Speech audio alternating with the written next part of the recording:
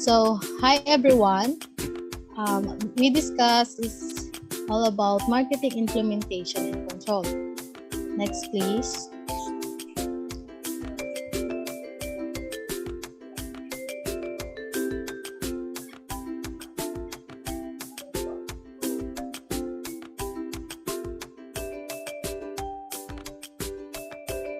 So, the first topic is all about strategic issue in marketing implementation.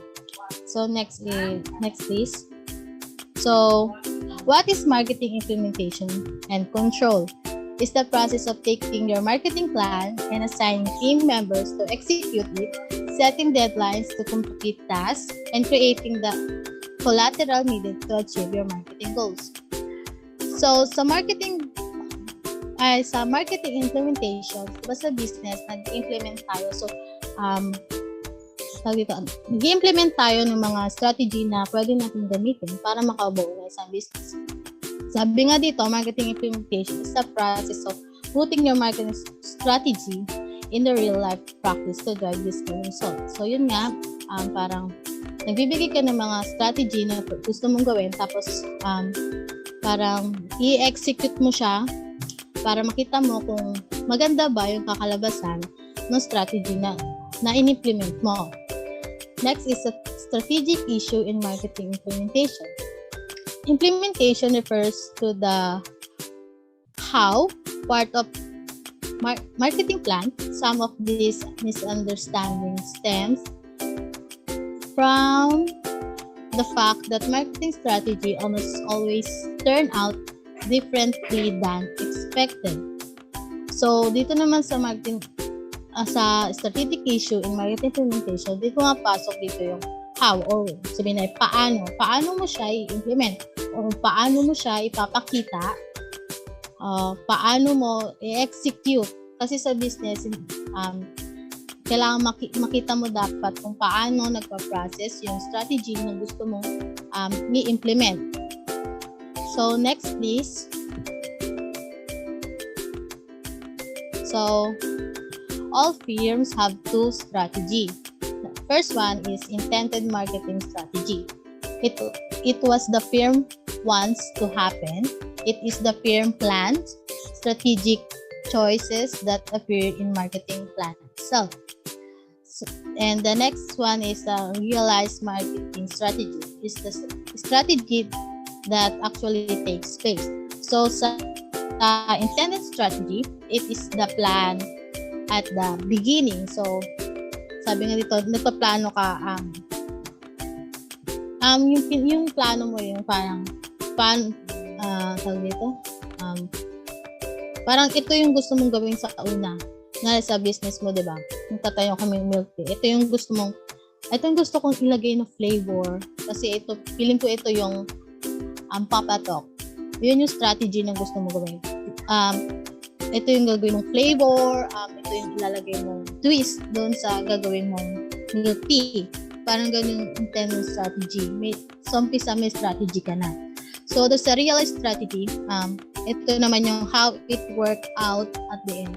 Ano yung magiging kalabasan niya at the end? Kung masasarapan ba yung customer sa strategy na gusto mo, sa ginawa mo. Next please.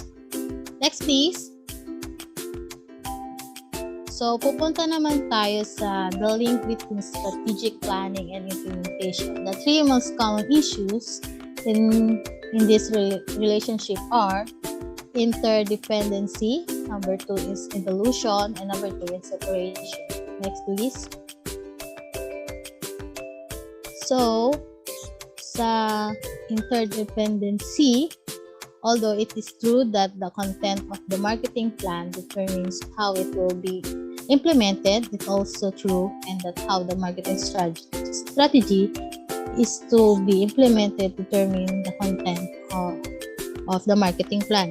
So, pag sinabi kasi natin interdependent, ito yung people na nakadepende sa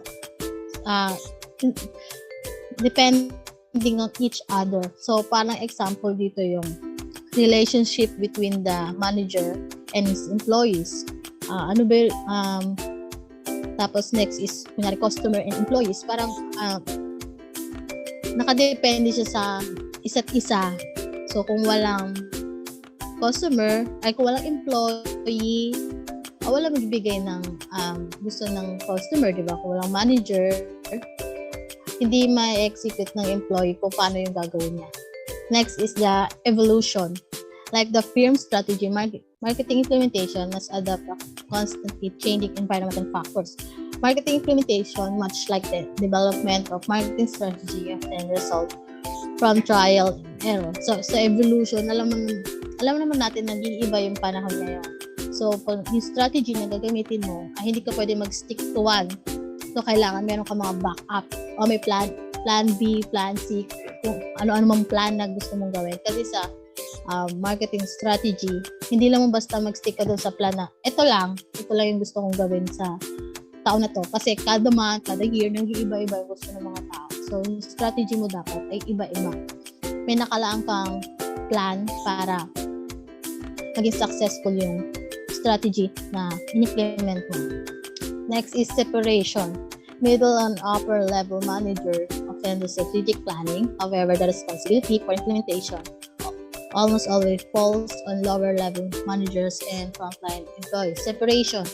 Yan, sabi nga dito, middle and upper level manager. So, kailangan may iba-iba silang task na ginagawa, hindi pwedeng yun. Upper level manager, gagawin niya yung ginagawa ng employee or yung mga lower na employee. Kailangan meron silang separate na ginagawa. Hindi pwedeng sa kanya lahat yung task na gagawin niya. Next, please. So, pupunta naman tayo sa elements of marketing implementation. So, number 1 is marketing strategy. The firm plan marketing program. So, yan na yung, dito na yung sa marketing strategy, dito na yung may goals ka na ginagawa o may gusto kang gawin para sa business mo. Next is share goals and values among all employees within the firm are the glue of successful implementation. They bind the entire organization together as a single functioning unit. When all employees share the firm's goal and value, all the action will be more closely aligned and directed toward the betterment of the organization. So, share goals and values naman. Bilang owner ng business, kailangan alam mo din, o alam nila yung goals mo sa business mo. Hindi pwedeng ikaw lang nakakalam. Siyempre, paano nila gagawin yung sila kung hindi nila alam yung goals na gusto mong gawin. Next is marketing structure. Refers to the methods organizing firm marketing activities, the formal lines of authority, and the division of labor within the marketing structure. So, sa marketing structure, meron tayong perfect competition, monopolistic competition, oligopoly, and monopoly. So, tingnan mo kung ano yung gusto mong marketing structure na gagamitin. Next is system and processes. Are collection of activities that observe variety of inputs to create information and communication output that ensure the consistent day-to-day operation of firm. So, sa system and process naman, dapat meron kang meron kang nakalista kung ano nga ba yung paano nag-work yung in-implement mong strategy. Kailangan makita mo kung ano nga ba yung mga na-improve or hindi na pwedeng i-improve o pwedeng palitan na strategy na gagamitin. Next is resources. Can include a wide variety of tangible and intangible assets that can be brought together during marketing implementation. So, ayan nga, kailangan i-consider mo din yung mga resources na gagamitin mo sa paggawa ng strategy mo. Next, please. The next one is people, human resources. The quality, diversity, and skill of your human resources can also make or break implementation. A number of human resources activity can be very important to marketing implementation. So, kailangan din i-consider mo yung people o yung mga employee mo. Sa next one is A, employee selection and training. matching employee skills and abilities to the marketing tasks to be performed. So, kailangan i-consider mo din yung kasi sa business, hindi ka naman pwede basta-basta maglagay ng tao na hindi naman niya kaya yung skills na yun o hindi niya skills. Kailangan pipili ka ng tao na pasok doon sa gusto mo niyang position kasi yun yung skills na babagay sa kanya o yun yung skills na kaya niya. Next is employee evaluation and compensation. Tying employee reward to performance level or required market activities. So, bilang owner, kailangan mo din magbigay ng award sa mga employee mo para ganahan silang magtrabaho. Kasi kung wala silang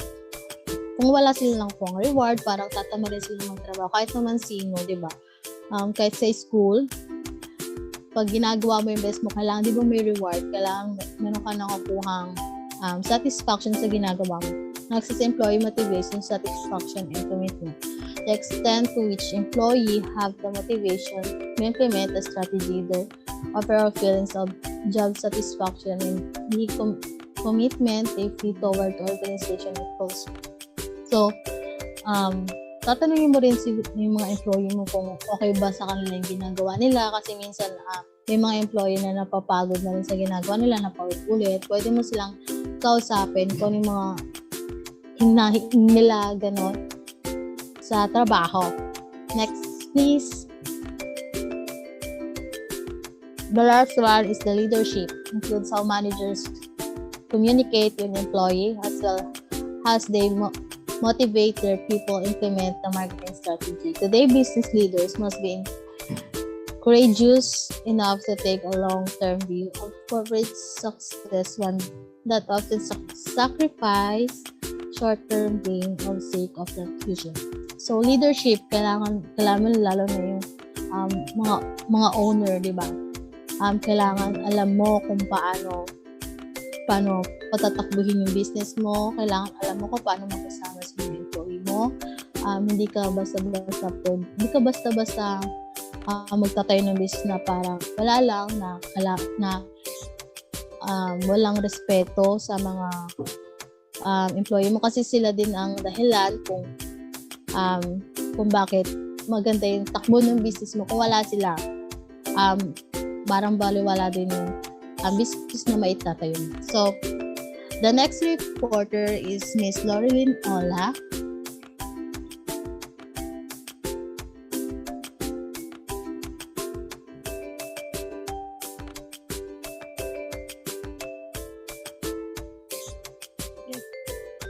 Yes, thank you. The next one is approaches to marketing implementation. Manager can use a variety of approaches in implementing marketing strategy and motivating employees to perform implementation activities. So, yung managers, meron siyang iba't ibang approaches sa pag-i-implement. The 4 approaches is implementation by command, implementation through change, implementation through consensus, implementation as organizational culture.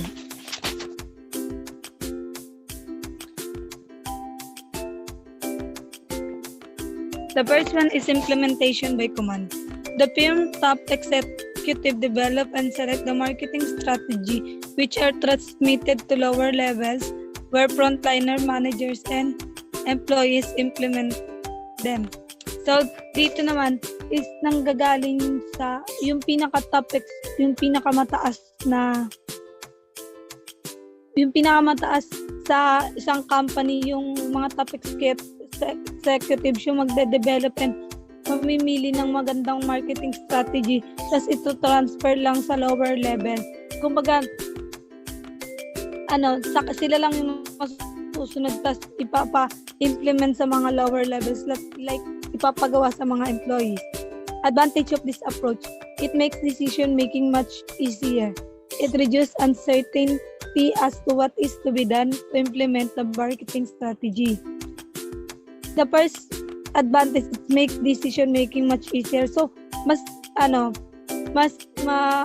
mabilis yung pagdidesisyon kasi kumbaga walang nakikialam dun sa desisyon na yun. Kung ano na yung sinabi ng top executive, yun yung susunding desisyon. Wala nang ligoy-ligoy na dapat may makialam pa. It reduces uncertainty as to what is to be done to implement the marketing strategy. Yun nga, ano siya, kumbaga wala nang kukontra, marireduce na yung mga kumukontra kung paano yung gawin, so hindi na madedelay-delay para ma-implement yung marketing strategy na yun. Disadvantage of this approach, it does not consider the feasibility of implementing the strategy. So yung hindi na ko-consider yung feasibility, kumbaga hindi maano kung applicable ba to na implement, ganun. Kasi may sinusunod na kumbaga hindi na kikita talaga kung maganda ba ito. It divides the firm into strategy and implementers and does not consider how strategy and implementation affect each other. So yun nga, nagdi-divide yung walang pagkakasundo yung mga nasa strategies and yung nag-i-implement. Kasi kumbaga, maggagawa ng yung marketing strategy, then iyaano sa top executive. Tapos pag nagustuhan ng top executive, tsaka ibababa sa mga nag-i-implement, like mga employees na gawin ito. So hindi walang coordination yung strategies tsaka yung implementation. Kumbaga hindi sila nagkakasundo kung paano dapat gawin. Kundi sumusunod lang parang dun sa papel, ganun. The next one is it can create employees motivation problem. So yun, hindi na ma-motivate yung employees motivation. Kasi kumbaga kagaya kanina, di ba dapat ang sabi pinakamahalaga, ma-motivate yung mga employee na gawin to. So dito hindi nakikreate yung motivation sa employee, like pag may problema dun sa pag-implement, hindi kumbaga tatama rin sila gawin kasi kumbaga hindi naman salang idea, like pag biglang may naisip silang other idea, hindi na papansin. Next, implementation through change. Executive focus explicitly on implementation by modifying the firm in ways that will ensure successful implementation. So dito naman implementation through change, kumbaga kada executive nagpo-focus lang paano magiging successful yung implementation. Kumbaga laging nag-change sila. Kunwari pag may hindi maganda dun sa unang nila implementation, inaano kagad nila yung change, kumbaga dapat ma-develop ganun yung mga yung strategies. Advantage of this approach, it's used successfully by many firms. So siya, mas madalas siyang nangyari. So advantage nito is mas nagiging successful siya sa maraming firms na gumagawa nito, yung implementation through change, kasi kumbaga may nababago. It achieves a good balance between command and consensus. So nagbabalance yung command and consensus. Yung command is yung kanina nga na yung mas ang nag-uutos yung executive, yung consensus i-explain mamaya. Disadvantage of this approach, it still suffers from the separation of planning and implementation. So, nagsasuffer pa rin siya sa separation kasi kumbaga, hindi pa rin nagkakaroon ng coordination yung sa may planning and yung sa nag-i-implement, kumbaga sa nagpa-plan tsaka sa gumagawa nung nung plan na yun. It may not fully resolve issue of employees motivation. Kumbaga, hindi pa rin yung employees motivation kasi nandun pa rin yung tatama rin pa rin yung employee gawin yung kumbaga kasi hindi naririnig yung panig nila. It can take a great deal of time to design and implement. So, hindi nagkakaroon ng magandang deal ng magandang pwede pang design sa implement. Next one. Implementation as balik pa ba Implementation through consensus. Upper and lower level managers from many areas and level works together to evaluate and develop marketing strategy. So dito na yung consensus, yung nagkakasundo na yung upper and lower level, parehas ng naririnig yung panig nila. Kumbaga mas na-evaluate na tsaka na-develop na yung magandang marketing strategy kasi may pagkakasundo na naririnig na yung panig ng isa't isa sa mga managers. Advantage of this approach. It moves some of the decision-making authority closer to the front line of the firm. So yun, na-move na yung decision-making authority sa pinaka-front line of the firm. Kumbaga, may mga pwede nang makialam dun sa decision ng top executive like sa mga managers ng bawat organization. Lower level managers often have the stronger commitment and motivation to the strategy to see that is properly implemented. So, andito na yung may stronger commitment na tsaka na motivate na yung mga lower level managers kasi kumbaga may karapatan na sila na makita kung kung tama bang na-implement yung ng strategy. Like pag kunwari yung manager ng strategy is makikita niya na kung tama ba yung pag-implement batay sa ginawa nilang strategy ng mga nasa implemented organization.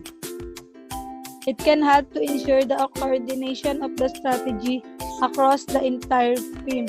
So yun na-ensure na yung coordination ng strategy, kumbaga sa buong company is na kakaroon na ng coordination sila. Disadvantage of this approach.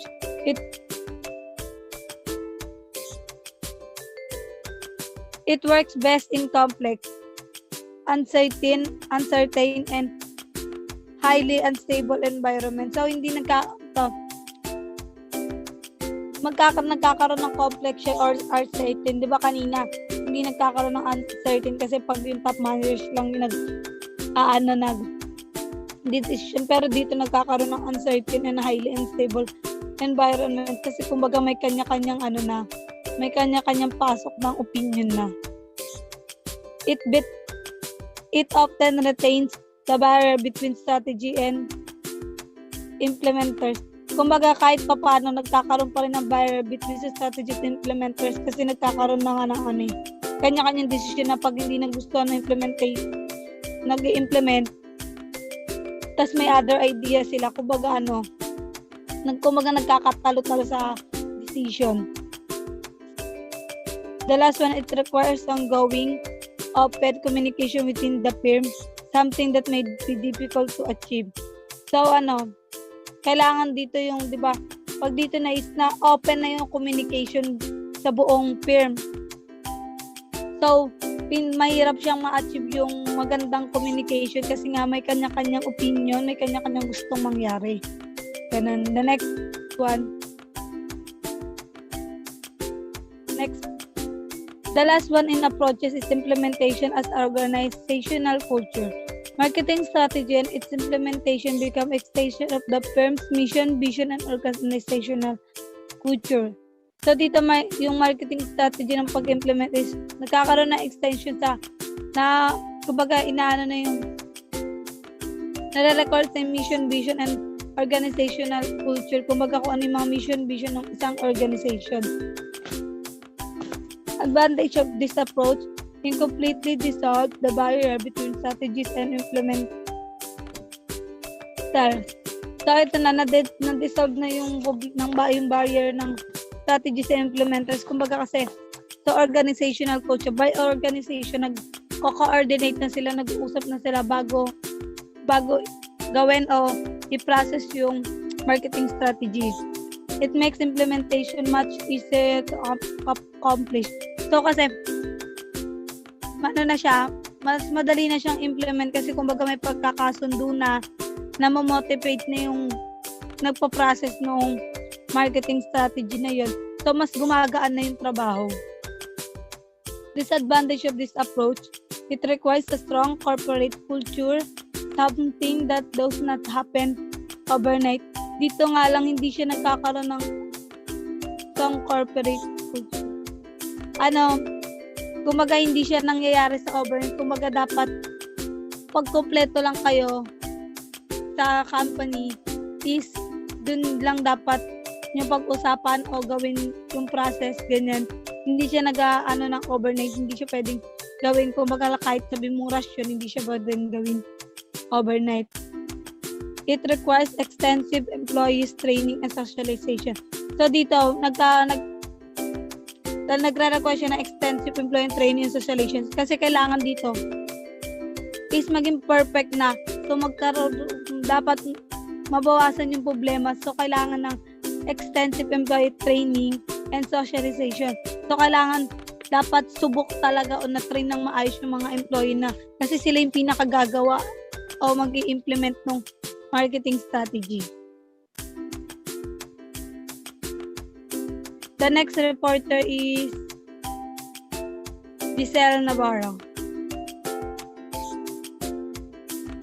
Gaputan gagi.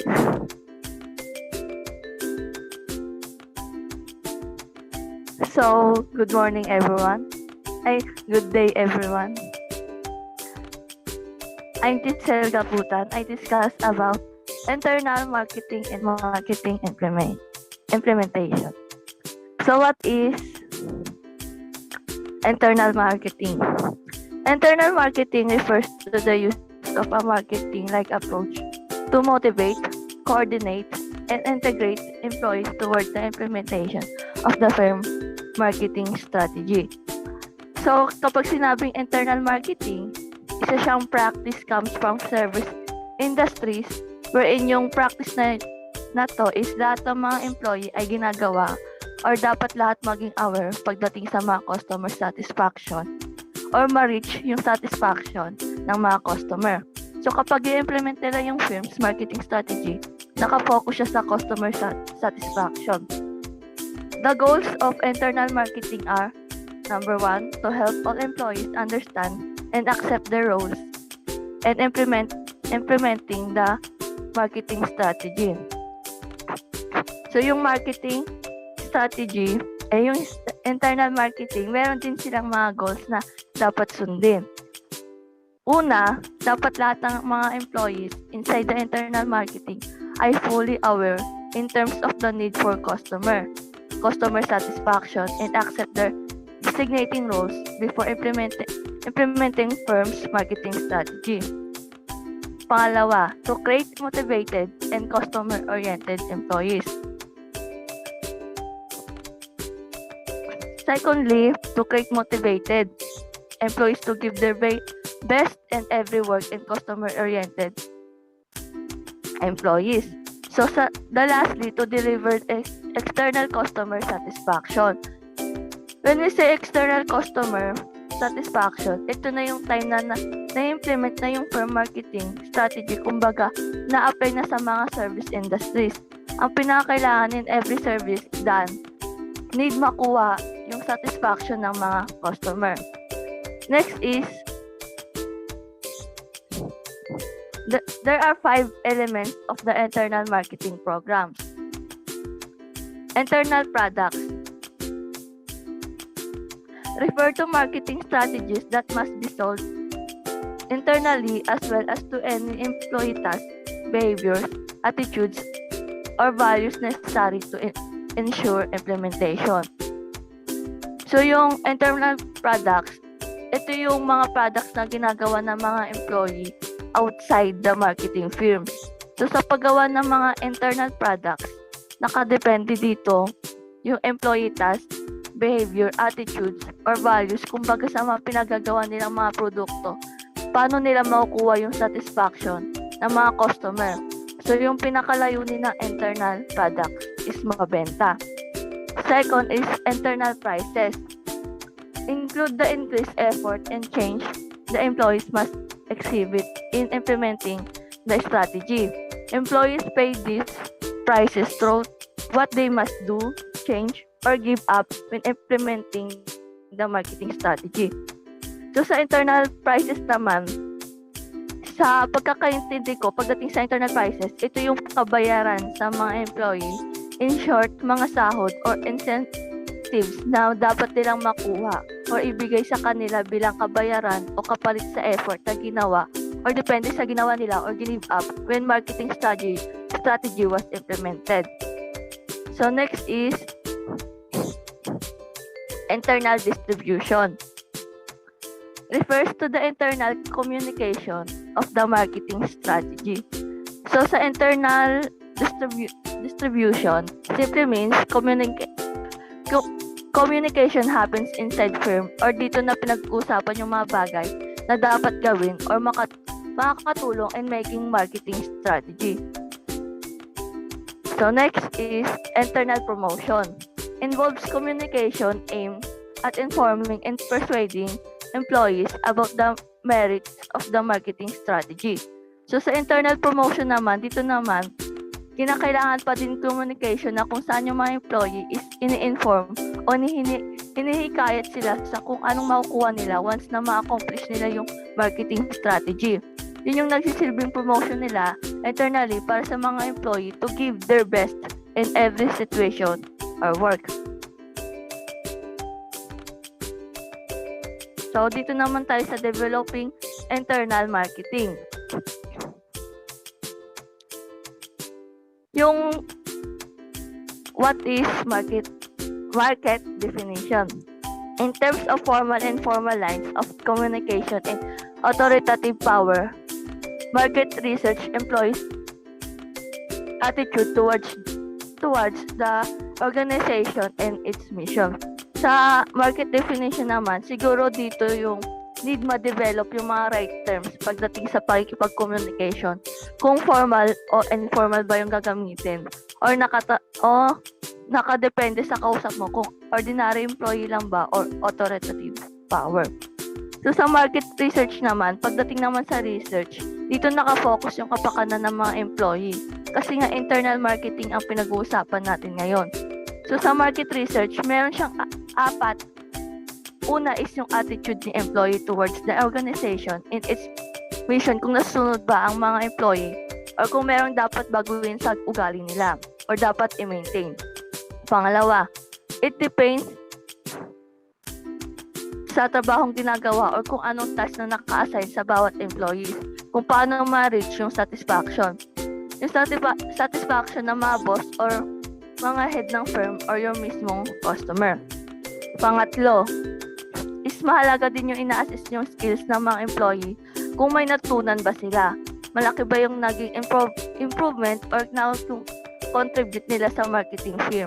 And syempre, dapat ibigay sa kanila yung mga knowledge na need nilang malaman or matutunan. Pang-apat, dapat ding bigyang pansin kung ano yung mga needs and wants ng mga employee kasi part din sila ng firm ang isa sila sa mga malaking ambag in the run of the business. Without them, hindi naman mag-work yung business na meron ng company nyo. So, dapat bilang kabayaran or kapalit sa effort na binibigay nila, dapat bigyan pansin yung mga needs and wants ng mga employee. So, next is market segmentation.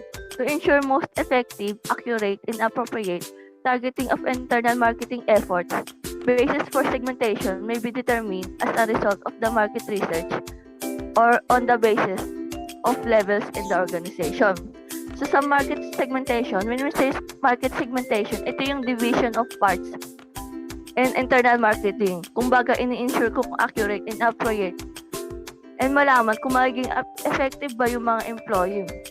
Based din sa market segmentation, yung magiging resulta sa market research. So, continuation, marketing action. Selection and implementation of appropriate marketing activities to achieve optimum internal marketing success. Better internal communications, teamwork, and employee empowerment are some of the aims of internal marketing. Sa marketing action naman, dito naman nakapaloob yung selection and implementation ng appropriate marketing activities para ma-achieve yung internal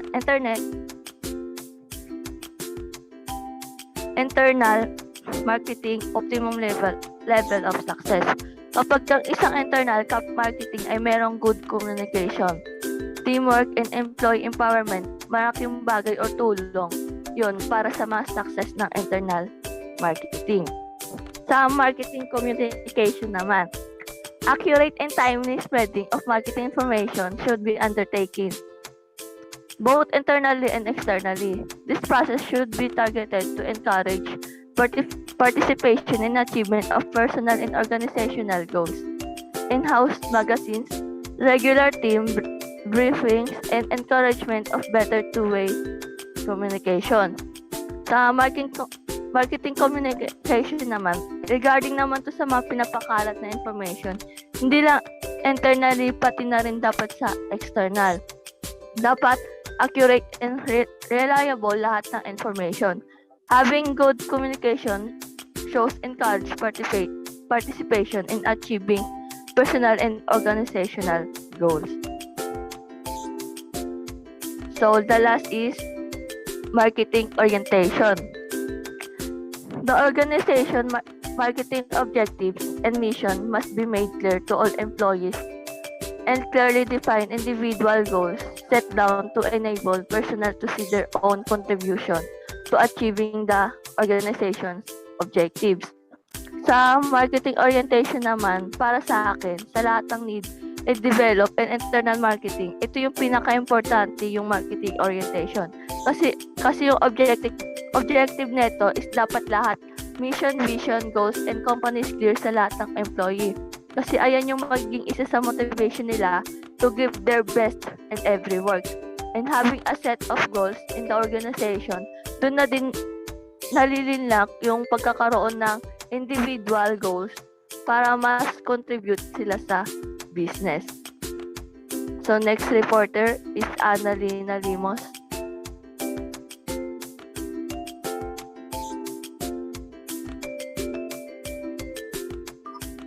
So thank you, Ms. Gaputan. Now let's talk about evaluating and controlling marketing activities.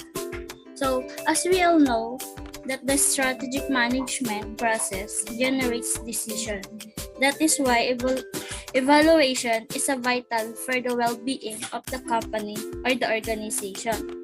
It is so the really question about that is, it is important to evaluate.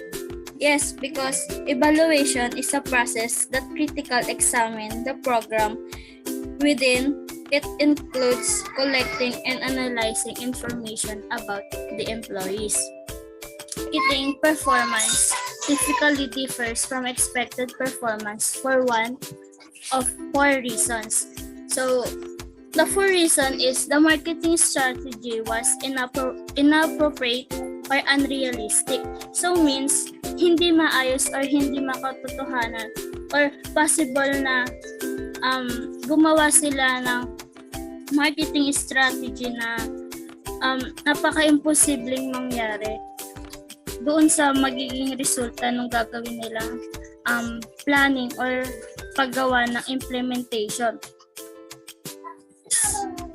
sa isang company or isang organization. The secondly is the implementation was inappropriate for the strategy.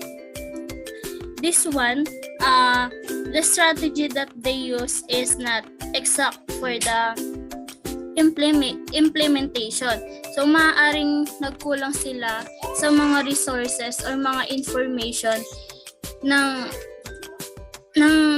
mismong kumpanyang yun. Kaya naging hindi maayos yung pag-implement ng strategy. So, third is the implementation process was mismanaged. So, bakit ba na-dismanage? Dahil siguro or nagkulang sa oras or may na misdirection or not organized yung process, kaya hindi maayos yung flow nung isang pag-execute ng isang strategy, no.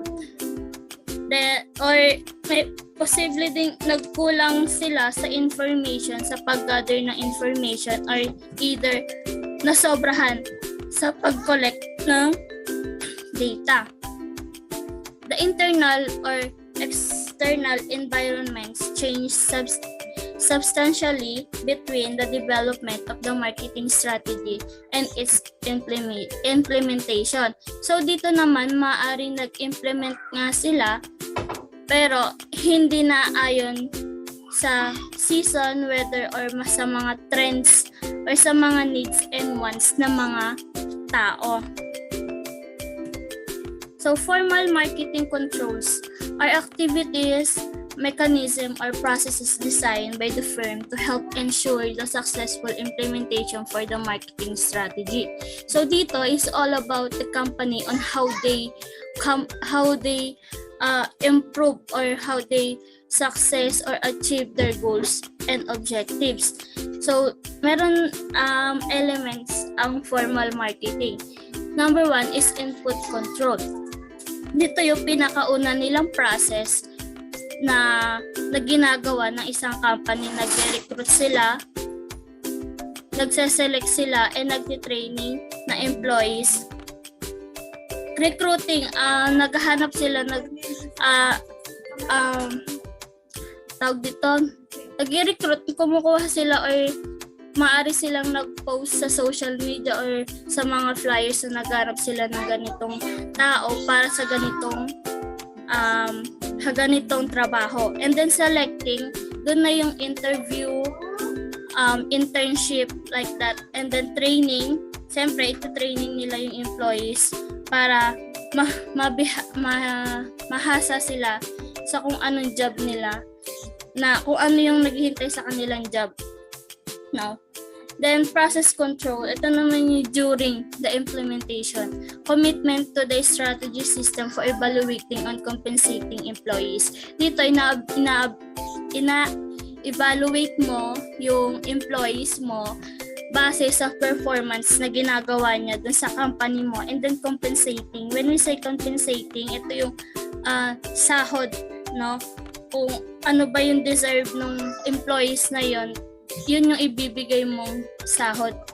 Or for example, nag-OT siya, so may add yun na salary, something like that. Then output controls. After implementation, ito na yung after implementation. So performance standards and marketing audits. Sa performance standard, pwede dito na ma-promote mo yung isang employees on how about the performance na and standards. Then informal marketing controls. Informal controls are unwritten, employee-based mechanism that subtly affect the behaviors of employees both as individuals and groups. Dito naman pumapasok dito yung rules and regulations, and then the ethical behavior of the employee. So there are types of informal. So employee self-control, employees manage their own behaviors by establishing personal objectives and monitoring the result. Dito, employees manage their own behavior. So on how they feel about their jobs, and if they have high job satisfaction of a strong commitment to the firm. Ito yung nasasatisfied ba yung employee mo, or motivate ba sila? Something like that. And then social control, the standards, norms, and ethics found in work groups within the firm. So the social and behavioral norms of work groups provide the peer pressure. The peer pressure can be both positive and negative. Sa positive, encourage employees to increase their effort and performance. Sa negative naman, employees will feel pressured or risk. And the thirdly is cultural control. Cultural control, the behavioral and social norms of the entire firm. Ito na yung sa loob mismo ng isang company, kung ano ba yung yung status nila or standards nila, maayos ba yung pakikitungo ng bawat isa sa lahat, no? Then Lastly is scheduling marketing activities. Successful implementation requires that help the employees know the specific activities for which they are responsible and the timetable for completing each activity. So, every employee may mga responsible din sila na hinaharap na kailangan nila din yung matapos or kailangan nilang gawin para din yan sa ikakabuti ng kumpanya. And then creating a master schedule of a marketing activities can be a challenging task because of the wide variety of activities required to execute the plan, the sequential nature of many activities, and the fact that time is of the essence of implementing plan. So dito, before mag-implement, no, dapat yung manager nag-a-assign ng responsibility every employee. The manager must be assigned one or more employees, teams, managers, or departments to each activity and change them with the responsibility of executing the activity. So, that's all for our topic.